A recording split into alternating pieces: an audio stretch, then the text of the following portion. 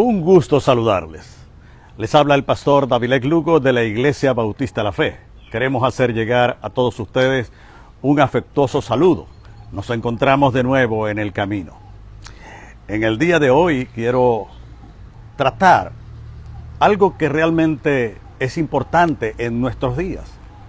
He escuchado a algunos cristianos con cierta frecuencia expresar algo como Dios tiene el control. Cuando alguien se enferma con algo de seriedad, los hermanos, los cristianos le dicen a la persona, Dios tiene el control. Y yo me pregunto si en verdad Dios tiene el control. Dios tiene el control ante tantas enfermedades. Dios tiene el control a lo que está ocurriendo al ser humano en el día de hoy. Dios tiene el control ante tantas enfermedades, ante tantos desencuentros políticos que hay en la humanidad, ante tanto terrorismo, ante tantas ofensas que el hombre le ha hecho a la humanidad y también a la creación misma. Vemos, por ejemplo, cuando recientemente una tortuga inmensamente grande, yo tuve oportunidad de verla y estaba muy enferma, murió.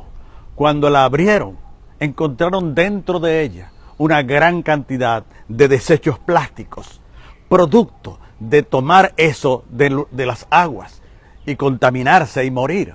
Es decir, la creación está recibiendo los efectos tóxicos de un ser humano irresponsable que está teniendo una ofensa no solo contra Dios, sino contra sí mismo, contra los semejantes, pero también contra la creación.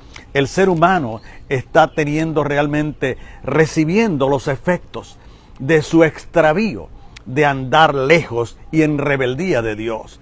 Y la pregunta, volvemos a hacerla, ¿Dios tiene el control de tal desvarío, de tal irresponsabilidad de lo que está ocurriendo en el mundo?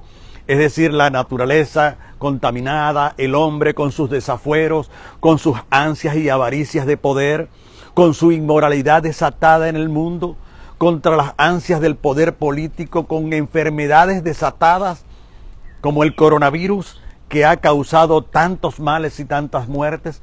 Pareciera que Dios perdió el control. Pareciera que las cosas, la historia humana, se le fueron de las manos a Dios. Por supuesto que se le fueron de las manos al hombre. Los políticos tratan de buscar soluciones. Los científicos tratan de buscar soluciones, pero solamente hunden más al ser humano y a la raza humana precisamente en una tragedia humana, en una catástrofe. Realmente en todos los órdenes de la vida, en el orden moral, en el orden económico, en el orden político, en el orden de la salud pública, vemos que la gente está enfrentándose a una hecatombe en cuanto a la historia humana. Y las personas, esto llena por supuesto de desesperanza, llena a la gente de un desánimo, llena a la gente de un horizonte gris, lúgubre, lo está viendo como un panorama demoledor sobre la raza humana, sin esperanza. Vemos también cómo se producen en Venezuela ese éxodo migratorio, dejando a las familias desesperanzadas. Como cuando una enfermedad terminal llega al ser humano y entonces toda la familia, el seno familiar se entristece. En verdad, el panorama que estamos viviendo es un panorama sombrío, es un panorama por demás desalentador, es un panorama angustiante que llena de desesperanza al ser humano. Y nos seguimos preguntando, ¿Dios tiene el control o perdió Dios el control? Dios siempre misericordioso con nosotros los seres humanos, nos dice, yo tengo el control. Y para ello podemos sustentarnos en el libro del Apocalipsis, que es el libro de la revelación, donde Dios se ha dado a conocer. Y precisamente para alentarnos a nosotros, para llenarnos de esperanza, contrario a lo que las personas piensan, que el libro de Apocalipsis es un libro para meter miedo, es un libro de figuras, de bestias, es un libro incomprensible. Por el contrario a eso, el libro del Apocalipsis es para llenarnos de esperanza, es para llenarnos de aliento, es para decirnos Dios tiene el control. Y precisamente allí en los capítulos 4 y capítulo 5 del Apocalipsis, Dios trata precisamente este tema. Y es precisamente porque Dios, queriéndole comunicarnos a nosotros sus planes y proyectos, cómo Él tiene el control, explicarnos esto, entonces le permite al apóstol Juan revelarle esto y le pasa la película de lo que Dios quiere para el ser humano y lo lleva a un escenario celestial. Le permite a Juan el apóstol tener acceso presencial a ese escenario celestial y le permite esta visión. Y entonces dice Juan que estaba yo en el Espíritu y entonces él tuvo acceso a eso. Y él dice que había en ese escenario celestial uno sentado en el trono. Es decir, un trono es sinónimo de autoridad y poder, donde se desprende. Cuando hablamos del trono, hablamos de un rey que tiene autoridad. Pero cuando hablamos del trono de los cielos, tenemos entonces a uno que tiene el poder absoluto, la autoridad absoluta para gobernar toda su creación, todo al ser humano, toda la humanidad. Dice Juan que en ese mismo escenario estaban 24 ancianos sentados en sus tronos y había también unos seres vivientes. De tal manera que en ese escenario celestial, entonces estamos allí. Y algo importante antes del capítulo, finalizando el capítulo 4, estas personas, los 24 ancianos y los seres vivientes, decían al Señor, al que está sentado en el trono: Señor, digno eres de recibir la gloria, la honra y el poder, porque tú creaste todas las cosas y por tu voluntad existen y fueron creadas. De tal manera que este texto, este pasaje precioso, sobrenatural del Apocalipsis, nos dice que el que está sentado en el trono es el creador de todo lo que existe. Es el supremo autor de toda la creación, incluyendo su magna creación, que es el ser humano, hecho a imagen y semejanza de Dios. Y los 24 ancianos le tributan adoración a ese ser, a Dios que está sentado en el trono y que rige su creación con autoridad y poder. Sin embargo, nosotros vemos que el ser humano, creado en libertad plena por Dios, con un libre albedrío, se rebeló contra Dios. Le dijo: no quiero en mi vida, quiero ser igual a ti. Y precisamente en ese pensar, en esa avaricia, en esa codicia de querer ser igual a Dios, el hombre se sumió en una rebeldía y en una ofensa a Dios, cayendo de ese estado original, perfecto en que Dios lo había creado, llegó a descender a un corazón lleno de odio, de egoísmo, de venganza, de avaricia, de codicia por el poder. El corazón del hombre se llenó de todo aquello para lo cual Dios no lo había creado. Dios lo creó para tener un corazón limpio, un corazón lleno de humildad, un corazón lleno de amor, un corazón lleno de afecto, de solidaridad, de misericordia. Pero él prefirió el camino del pecado, del egoísmo. Y entonces, en ese extravío, Dios puso a alguien para restaurar las cosas que originalmente habían sido creadas. En ese escenario celestial, en ese escenario que Dios creó, llegamos allí al capítulo 5 y precisamente dice la Escritura que Juan vio en la mano derecha del que está sentado en el trono de Dios. Dice que vio allí al que está sentado con un libro en la mano. Y ese libro en la mano decía que estaba escrito por dentro y por fuera, conteniendo la historia humana, conteniendo el acontecer humano, conteniendo todo lo que había pasado en la historia humana, pero también conteniendo todo lo que había de acontecer en el futuro para la historia humana. Por lo tanto, eso estaba en la mano de Dios. Estar en la mano de Dios significa que está en el control de Dios, está bajo la autoridad de Dios. El acontecer humano, tu historia, mi historia, está en las manos de Dios, está bajo el control de Dios. La historia humana no se ha salido del control de Dios. Dios tiene el control. El ser humano intenta rebelarse, intenta ir por caminos desastrosos, llenos de tragedia, llenos de todo aquello que lo aleja de Dios. Pero Dios persiste en mantener el control. Y dice que aquel libro que estaba sellado con 7 sellos. Por lo tanto, nadie, ningún ser humano podía sencillamente abrir aquel sello, porque el sello precisamente es el sello que es la inviolabilidad de un documento, algo que hacías un sobre que es sellado con un sello real. No cualquiera puede abrirlo, solo personas autorizadas para hacerlo pueden abrir un sobre. Este libro estaba sellado con 7 sellos, por lo tanto solamente una persona digna, una persona con autoridad podía tomar aquel libro y quitarle los sellos. Bueno, pues bien, entonces dice allí el texto bíblico de Apocalipsis capítulo 5, que entonces uno de los seres vivientes, de los ángeles, gritó a gran voz, dijo, ¿quién era digno de desatar, de tomar el libro y desatar sus sellos? Es decir, ¿quién de los seres humanos, de los seres angelicales y celestiales, quién podía tomar aquel libro, desatar sus sellos y tener control sobre la historia humana, sobre el acontecer humano? Y dice que entonces el ángel pregonó a gran voz. Sin embargo, no hubo una respuesta ni en el cielo ni en la tierra. No se encontró a nadie digno de tomar el libro y desatar sus sellos. Y entonces, por supuesto, esto provocó en Juan el apóstol un gran desencanto, una gran desesperanza. Y comenzó a llorar. Y es lo que nos ocurre a veces. A veces pensamos en que nos ocurren tantas adversidades, tantos problemas, tantas dificultades en nuestra vida diaria, las carencias de una comida, ver a alguien comiendo de la basura, ver que nos ocurren tantos problemas de enfermedades, que nos despiden del trabajo, que no tenemos para llevar alimento, para comprar medicina, que hay tantas y tantos problemas en nuestra vida personal y familiar, que pensamos que Dios se olvidó de nosotros, que Dios perdió el control. Igual le pasó a Juan, se puso a llorar porque no fue encontrado nadie digno de tomar el control de la historia humana, el control de tu historia y de mi historia. Pero no terminó allí.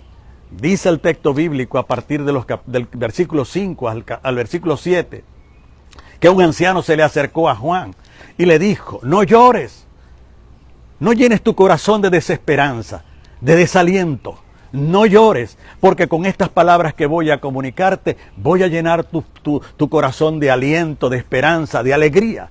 Y él le dice, hay uno que es digno de tomar el sello. Dice allí el versículo número 5. Y uno de los ancianos me dijo, no llores, he aquí el león de la tribu de Judá, la raíz de Isaí, ha sido encontrado digno de tomar el libro. Precisamente alude a dos características, que eran las características del Mesías: ser el león de la tribu de Judá y también ser la raíz de Isaí, que era de donde descendía el rey David, rey cuyo reino se le prometió al Mesías. Por lo tanto, aquel anciano le estaba diciendo a Juan, vino uno prometido, el Mesías prometido, quien iba a restaurar todas las cosas. Por eso Jesús dijo, yo he venido a buscar y a salvar lo que se había perdido. Jesús vino a restaurar como Mesías tu corazón y mi corazón. Vino a restaurar a la humanidad. Vino a restaurar precisamente la creación toda, con autoridad.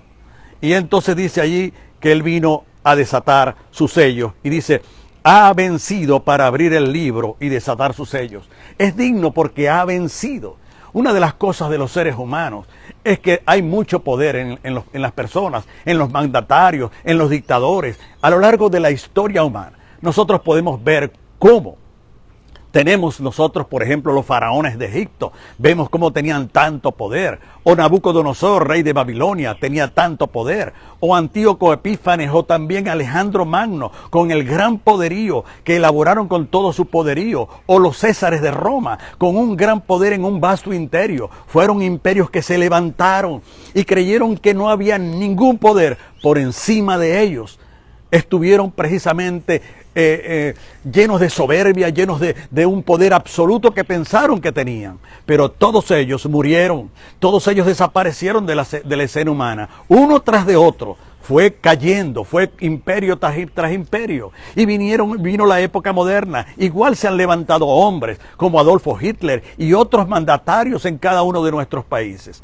Pareciera que el hombre se llena de soberbia por esas ansias, esa codicia y esa avaricia del poder, para regodearse en el poder. Y una vez que llegan al poder, piensan que tienen todo el poder en sus manos. Piensan que todo el poder se centra en su vida y que todo depende de ellos. Pero cuando la muerte toca sus puertas, pues allí se acabó todo. Y hemos visto cómo muchas personas, muchos de estos hombres que se erigieron con ese poder absoluto, precisamente se encuentran debilitados frente a la muerte y han pasado a otro plano. Ya son historia pasada. Pero cuando llegamos a Jesús encontramos una historia diferente.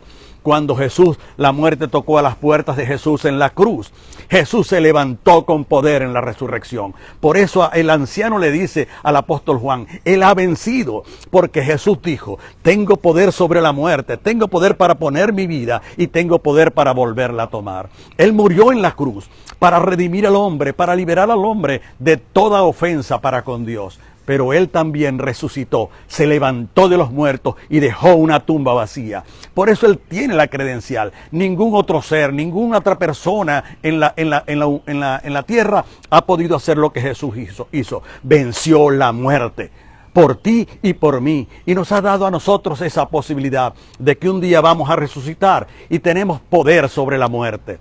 Porque entonces un día resucitaremos con Jesucristo. Y aquel anciano le dijo, Él ha vencido.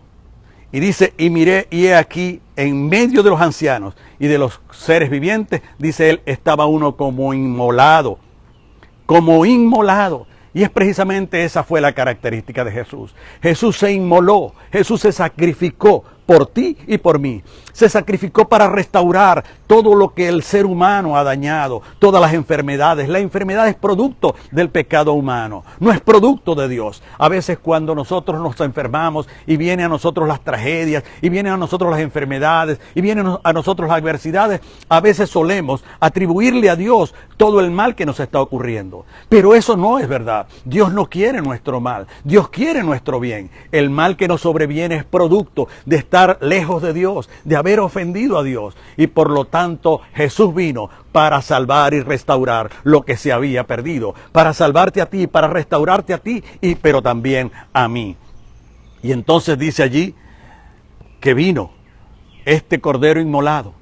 Y dice el versículo 7, y tomó el libro de la mano derecha del que está sentado en el trono.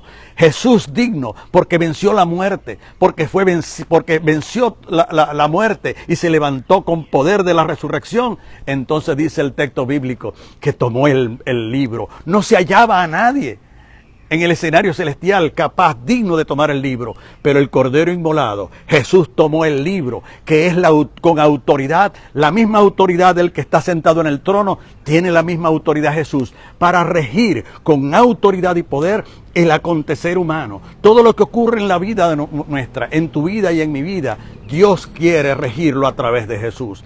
Y Él dice que entonces estaba en su mano derecha, y tomando el libro, entonces desató sus sellos y abrió el libro. Es decir, que la historia humana, todo lo que ha pasado y todo lo que ha pasado viene en adelante, Jesús tiene el control. Por eso cuando un cristiano dice Dios tiene el control, sí, efectivamente es cierto. Dios tiene el control. Dios no ha perdido el rumbo de la humanidad. Dios tiene el control del acontecer humano, de la historia humana. Y por eso cuando Él toma ese acontecer y con autoridad Jesús toma el control, entonces se produce una gran fiesta. Y fíjense cómo dice el versículo número 9. Cantaban un cántico nuevo diciendo, digno eres de tomar el libro y de abrir sus sellos, porque tú fuiste inmolado y con tu sangre nos has redimido para Dios de todo linaje, lengua, pueblo y nación. Tú fuiste inmolado y había un estallido de adoración a Jesús, a Dios, porque precisamente Él había vencido la muerte en la resurrección y era digno de tomar el libro. Y por lo tanto ellos dicen, porque tú fuiste inmolado y nos diste la redención. Redención significa liberación, liberarnos del poder del pecado, del poder de la muerte y hacernos aptos delante de la presencia de Dios. Y por eso ellos en ese despertar de adoración para reconocer la dignidad del Señor Jesús, entonces decían a gran voz, el Cordero que fue inmolado es digno de tomar el poder, la riqueza, la sabiduría, la fortaleza, la honra, la gloria y la alabanza. Vemos entonces cómo en ese escenario celestial se le reconoció a Jesús la autoridad, el poder, la honra, el crédito que tiene para gobernar la historia humana. Un día Jesús vendrá a consumar la historia humana. Ya no vendrá como aquel humilde carpintero de Nazaret. Ahora vendrá como el Rey de Reyes y el Señor de Señores, y toda voluntad se sujetará y se someterá a la voluntad de quien rige la humanidad, de quien gobierna, de quien tiene el control de las enfermedades, de la naturaleza, de todas fuerzas que se oponen y se rebelan contra Dios. Jesús tiene el control. Jesús quiere tener el control de tu vida. Jesús quiere venir a ti para transformar tu vida y hacer que tu corazón se vuelva a Dios y reconciliarte con Dios. Quiere quitar la enemistad que ahora existe entre tú y Dios. Él quiere restaurar esa. Solo tienes que abrir tu corazón. Necesitas abrir tu corazón a Jesús para que Él tome el control de tu vida. El control de tu vida, Dios quiere tomarlo en Jesús. Solo depende de ti. Tú tienes la decisión de decir, yo quiero el control de Dios sobre mi vida, sobre mi familia, sobre mi trabajo, sobre mi hogar. Yo quiero decir, como dijo aquel hombre, mi casa y yo serviremos a Jehová. Dios quiere que tu vida esté gobernada por Dios y no por la avaricia, el orgullo, la prepotencia, no por la promiscuidad, no por la codicia, sino que esté gobernada por los valores del Señor y su reino. Dios quiere venir a tu vida y quiere transformar tu vida. En pocas palabras, y respondiendo a la pregunta que inicialmente hicimos, efectivamente, Dios tiene el control de la historia humana y del acontecer humano. Dios te bendiga.